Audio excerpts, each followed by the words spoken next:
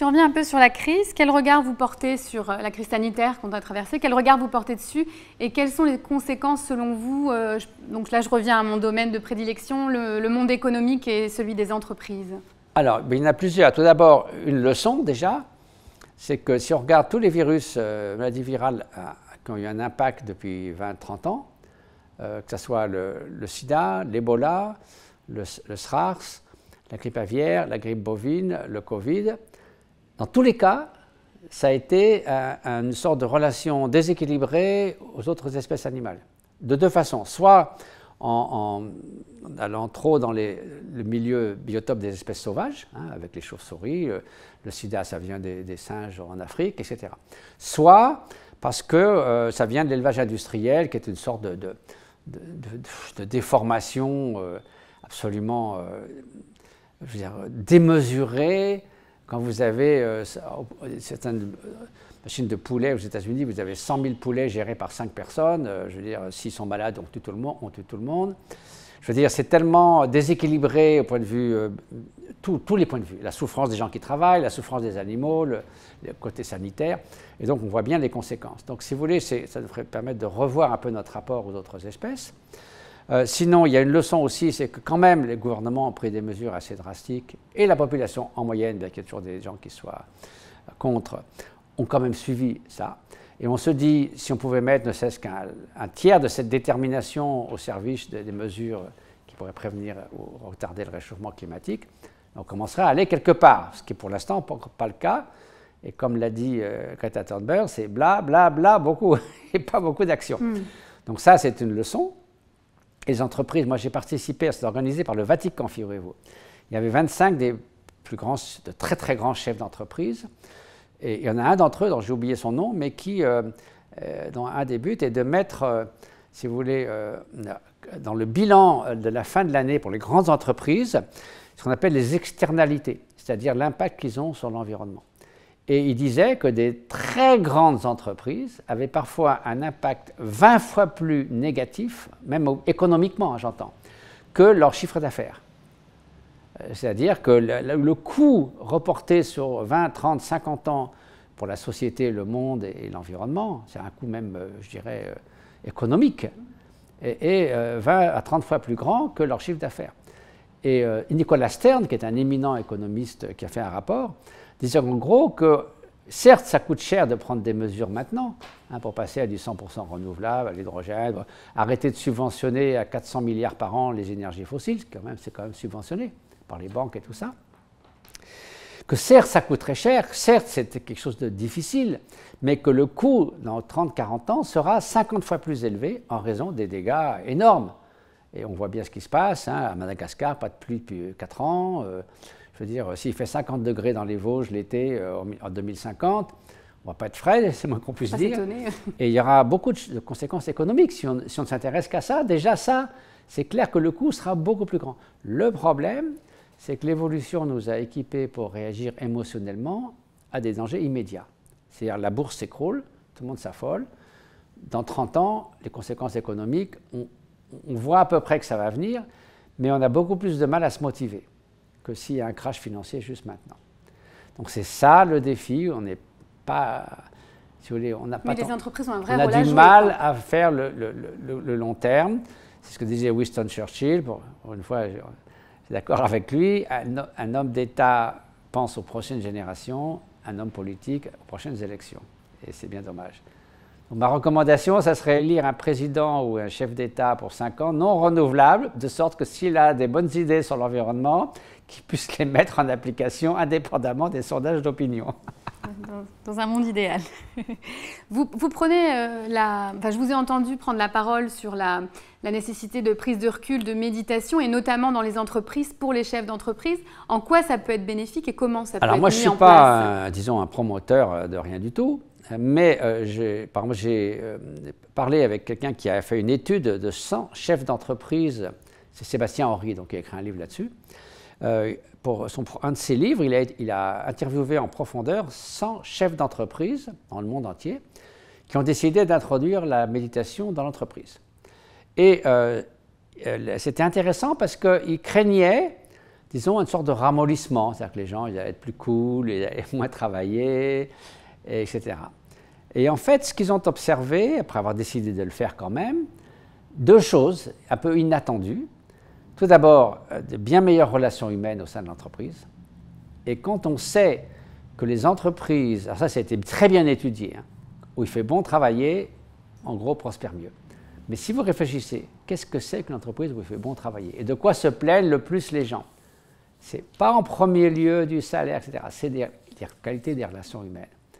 Est-ce que c'est une atmosphère empoisonnée à cause de la compétitivité, même entre les personnes de l'entreprise, le mauvais rapport avec les supérieurs, les subordonnés, etc. Les gens dont ils se plaignent, dont ils discutent à longueur de journée, c'est « Oh, je ne peux pas supporter ». Donc, des meilleures relations, une vraie coopération pour tous les domaines de compétences, travailler ensemble pour de bon, peut-être des bonus collectifs au lieu d'individuels. Donc ça serait très important. Et la deuxième chose qu'ils ont observée, c'est qu'en tant que chef d'entreprise, ils avaient un meilleur jugement. Parce qu'ils disaient, au lieu d'avoir le nez collé à un problème, ça leur donnait plus d'espace, de recul. Et c'est comme dit le Dalai Lama, si vous avez une pomme qui est rouge d'un côté et verte de l'autre, vous avez le nez collé dessus, vous la voyez soit rouge, soit verte. Si vous prenez votre distance et que vous la tournez tout doucement, vous verrez que la situation est plus riche et plus complexe. Et donc ces deux choses-là ont fait que ça semble être bénéfique, que les gens qui disent « ouais, tout ça c'est une manière d'avoir plus de rendement parce que les gens seront moins stressés et travailleront plus », ce n'est pas ce qui a été observé. Moi, j'ai fait un petit week-end à la demande de Sébastien Horry en Suisse. Il y avait notamment le chef des relations humaines de Sanofi à l'époque. Et ils ont dit à quel point, pour eux, le gros facteur, c'était l'amélioration des relations humaines. Donc c'est très bien. Je veux dire, un peu de coût et souvent avec plaisir de la part de ceux qui... donc je sais, par exemple, il y avait un grand patron de Salesforce, alors je devais le rencontrer, puis je ne l'ai pas rencontré, dont le but, alors je ne sais pas s'il l'a fait, était d'avoir une salle de méditation dans tous les bureaux de tous ces bureaux dans le monde. Et que non seulement ça serait autorisé, mais encouragé. C'est-à-dire que les gens pouvaient prendre une demi-heure pour... alors bon, je ne sais pas ce qu'ils en ont fait, mais ce genre d'initiative,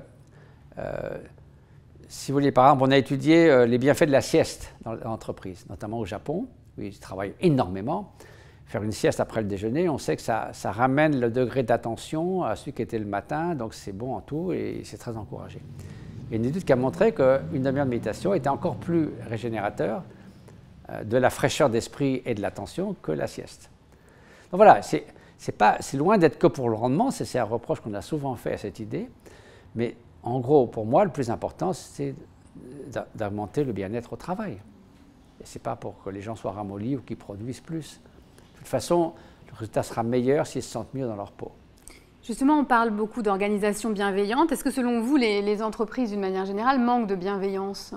Les entreprises, on ne peut pas dire ça, mais ce que j'ai vu, j'étais au forum de Davos au moment de la crise, alors je me rappelle si c'était quand, 2009 ou 2008, la crise financière? 2008, ça a commencé en 2008. D'accord, bon. En tout cas, il y avait eu une table ronde auquel j'ai participé, où il y avait Bill Gates et plein d'autres gens, sur la philanthropie en temps de crise. D'abord, Bill Gates il disait qu'il faut en faire plus que d'habitude. Ça, c'est une bonne... Mais d'autres gens avaient étudié ce qui se passait. Et ils disaient que les entreprises qui avaient dans leur ADN l'idée de bienveillance, c'est-à-dire de se mettre au service, par exemple de donner un après-midi tous les 2 semaines aux gens pour aller faire quelque chose d'utile, ou du temps au bureau, mais quelque chose d'utile, ou bien que tout le monde, du patron jusqu'aux employés, participait à un projet social, humanitaire et autres, mais que ce n'était vraiment pas pour faire de la frime dans les rapports annuels bien imprimés, et qu'on arrête dès que ça va mal, mais que c'était une mission intégrante de l'entreprise. Que ces entreprises traversaient beaucoup mieux les crises. C'est très simple. Si c'est Lehman Brothers, quand il n'y a plus de profit, tout le monde s'en va. C'est comme les rats qui quittent le bateau. Pourquoi voulez-vous rester? Vous êtes là que pour le profit. S'il y a un but qui donne du sens, et notamment aider les autres, ça donne du sens, eh bien, les gens sont prêts à avoir une route un peu chaotique pour pas que ça tombe à l'eau complètement. Je donne l'exemple que quand j'allais au Tibet ou au Népal pour construire une école ou pas, si vous voulez rouler tranquillement, vaut mieux aller sur une autoroute ici, mais on fait du 20 à l'heure parce que les routes sont cabossées, on s'embourbe, etc. Mais on est content parce que le but, c'est d'aller construire une école, donc on est prêt à traverser quelques chaos et difficultés parce que l'enjeu est bénéfique pour les autres. Et donc, ça donne du sens. Est-ce que ça s'apprend, la bienveillance, comme l'altruisme? C'est quelque chose qui c'est la même s'apprend. chose. Oui. C'est un nom plus ou moins... Oui. Et comment ça s'apprend et comment alors peut se mettre en place? d'abord, ça s'apprend de deux manières. En pratiquant la bienveillance. Aristote disait on devient vertueux en pratiquant la vertu. Moi, j'ai vu des gens qui n'étaient pas du tout inclins à ça et qui ont accepté de participer à un voyage pour aller aider des personnes handicapées ou autres. Et ils sont revenus transformés. Bon, c'est bon. Mais en même temps, si vous voulez, ça s'apprend, alors sur un plan plus fondamental, ça s'apprend, excusez-moi, c'est une question finalement que moi je trouve curieuse, parce qu'on sait qu'on apprend à lire, à écrire, à jouer du piano, à résoudre des équations différentielles, à jouer au badminton, et on imagine que des qualités humaines comme l'attention, la bienveillance, l'équilibre émotionnel, en gros, ça serait donné. C'est-à-dire qu'il y aurait une ligne de base, ça serait écrit dans la pierre, et on ne pourrait rien changer. Ça serait finalement une exception à la règle, alors que toutes nos capacités, dont nous avons au départ des potentiels différents. On est plus ou moins enclin, il y a des gens qui sont très bienveillants, d'autres naturellement, d'autres moins. Mais ça veut dire que leur point de départ est différent. Mais de ce point de départ, où qu'il soit, il y a une énorme marge de manœuvre. Et ça, c'est l'entraînement de l'esprit. Alors, méditation, c'est un mot un peu vague, mais ça veut dire entraînement de l'esprit, d'après les racines sanskrites. Ce n'est pas juste être là, assis sous un manguier avec 2 bâtons d'encens. Faire le vide dans son esprit, ça ne marche pas en plus. Et donc ces notions ne sont pas du tout à opposer à la réussite économique? À la réussite économique, au succès Ben non, mais si vous voulez, si on fait ça que pour ça, c'est bizarre comme but. Mais si on sait que de surcroît, non seulement les gens vivront mieux leur vie, mais qu'il s'avère que ces entreprises sont plus prospères, sont plus résilientes parce que ça a du sens et que les gens sont heureux de faire ce qu'ils font, il y a beaucoup plus de chances que ces entreprises, sur le long terme, prospèrent. Une entreprise où on fait très mal travailler, vous pouvez y rester quelque temps, ben, à un moment donné, vous pétez les plombs. Par exemple, il paraît que les avocats d'affaires à New York, généralement, ils ne dépassent jamais à 35 ans. Ils arrêtent parce que c'est impossible, c'est que des magouilles, des trucs. Il n'y a rien qui soit profondément satisfaisant. Donc ce genre de métier où il n'y a aucune composante qui fait du bien aux autres et à soi-même, par conséquent. Ça marche pas. Et vous ne pouvez pas être heureux si vous vous arrêtez pas de faire des trucs qui sont un peu... voilà, pas très sympa pour les autres, quoi. Ça peut pas, vous ne pouvez pas être à l'aise, même sauf si vous êtes un psychopathe, mais bon, c'est 3% de la population. Il y en a qui réussissent, mais voilà, c'est dommage. On parle beaucoup justement de bonheur en entreprise, quelque part. Est-ce que c'est vraiment le rôle de l'entreprise de rendre ses salariés heureux? On pose la même question pour l'État. Ce n'est ni le rôle de l'entreprise, ni le rôle de l'État de rendre les gens heureux, surtout pas de leur dire comment, mais c'est le rôle de l'entreprise et de l'État de fournir les conditions pour que, d'une part, les gens puissent s'épanouir, donc le bonheur, d'autre part, pour que les gens puissent coopérer et manifester la bienveillance et de l'altruisme sans que ça soit une pénalité.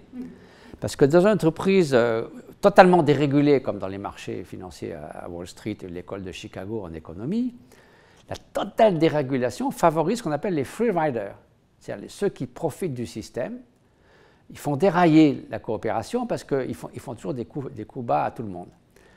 S'il y a un climat de confiance, c'est-à-dire que les free riders, en gros, on les contrôle par des punitions bien ciblées, ils finissent même par jouer le jeu parce qu'ils s'aperçoivent que la coopération, finalement, ça marche mieux pour tout le monde et que de toute façon, si eux, ils sont punis en faisant des coups bas, ben, ils ne le font pas. Ça a été fait par Ernst Fehr, qui est un grand économiste à Zurich, et qui a montré par des jeux qu'en fait, les gens, quand ils sont prêts à mettre de l'argent dans un projet en commun, il faut faire confiance. A priori, à 75% des gens le font. Et puis, on introduit des free riders qui, à chaque fois, prennent la mise, en disant, bon, je veux mieux y avoir un petit peu, et puis que de faire vraiment... Et à ce moment-là, la confiance tombe à 10%. Si on trouve un moyen de pénaliser les free riders, légèrement, parce qu'ils n'ont pas intérêt à faire des coups bas, mais ils ont intérêt à coopérer, parce qu'ils savent que ça va marcher quand même, eh bien, la coopération remonte à 80%. Donc, ça veut dire qu'en général, les gens sont prêts à se faire confiance. Et donc, ils sont prêts à douter des autres, pour peu qu'il y ait des garde-fous. Et les garde-fous, c'est les conditions qu'une entreprise va faire pour que, justement, les conditions qui permettent aux gens de s'épanouir soient maintenues. Et qu'il n'y ait pas des éléments un peu plus difficiles qui imposent des conditions de travail, de vie, de choses comme ça, qui soient trop dures, qui mènent au burn-out professionnel, etc. etc. Okay. Si on revient à la méditation en entreprise, et notamment pour les dirigeants, vous avez évoqué l'un de ses bienfaits, et notamment la prise de décision.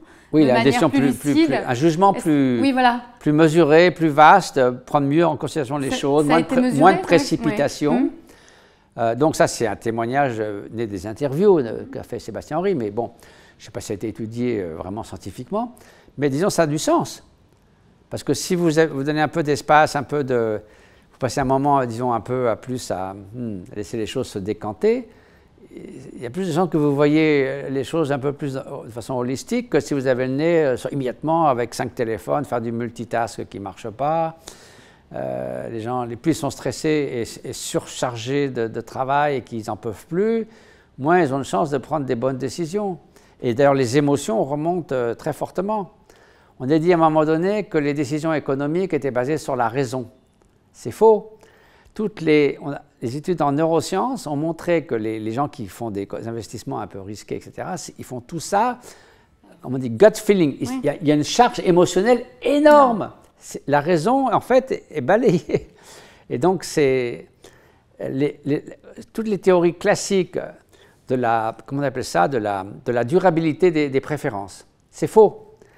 Que le contexte n'a pas d'importance sur les choix, c'est faux. On sait que des gens ne voteront pas de la même façon une loi sociale si on les fait voter dans une mairie ou dans un drôle de gare que si on les fait voter, par exemple, on a prêté une église pour le vote. Parce qu'ils votent plus pour des trucs prosociaux dans un endroit qui évoque plus la bienveillance. Donc l'environnement compte, les préférences ne sont pas fixées, vos émotions souvent dominent la raison. Et donc si c'est le cas, il faut éduquer les émotions pour que ce ne soient pas des émotions destructrices, mais que ce soit des émotions constructives. Donc ça, moi j'étais à Davos sur une tribune là-dessus, il y avait un prix Nobel d'économie, puis mon ami Tania Singer qui étudie justement les émotions et l'empathie. Et il y a un prix Nobel d'économie qui a dit on doit revoir une bonne partie de nos théories pour ce que vous dites, parce que la théorie économique, c'est que les préférences sont fixées des consommateurs, donc on y va à fond avec le marketing. C'est faux. Mm-hmm. Donc maintenant, justement, il y a des économistes qui collaborent avec ces neuroscientifiques pour avoir une chose plus équilibrée et plus naturelle. Parmi les autres bienfaits de la méditation, j'ai lu aussi un accroissement du leadership. Alors, le leadership, moi j'ai vu une étude qui a été faite dans le monde entier sur les leaders qui étaient les plus admirés. Mm-hmm. Et la conclusion principale, c'était qu'ils avaient une vision, et 2, qu'ils étaient humbles. Enfin, humbles, ils n'étaient pas là à raser les murs, hein, mais ce n'étaient pas des super-égaux, quoi. Ce n'était pas Trump et compagnie, quoi. Et ça, c'était les plus C'est les 2 qualités qui ont émergé. Des gens qui étaient, disons, accessibles, qui n'étaient pas des gens arrogants et condescendants, et qui avaient une vision un peu, disons, sur le long terme, pas seulement le profit dans les 3 mois qui viennent, faire des coups, des casses, des take-overs, mais qui avaient une vraie vision pour la construction. Les leaders les plus appréciés, c'est ça. Et moi, je pense que le leadership, c'est un service, finalement. Comme on parle de service public pour les hommes politiques, on oublie un peu parfois. Donc c'est d'abord le service de l'entreprise pour qu'elle prospère de façon saine. C'est le service de ceux qui travaillent, parce que si on n'est pas à leur service, c'est comme si vous négligez vos outils, votre maison, tout ce qui fait que les choses fonctionnent. Et il faut aussi, tant qu'à faire, être au service de la société. Donc, il est vrai qu'il y a certains types d'entreprises qui nuisent à la société. Il ne faut pas... 6 millions de morts tous les ans à cause du tabac, quoi qu'on en dise, c'est une nuisance. Ça fait 100 millions de morts au XXe siècle. C'est comme les 2 dernières guerres mondiales réunies. On peut dire tout ce qu'on veut, c'est une nuisance, claire et nette. Donc ça, je veux dire, travailler là-dedans, faut vraiment faire ça que pour de l'argent, quoi.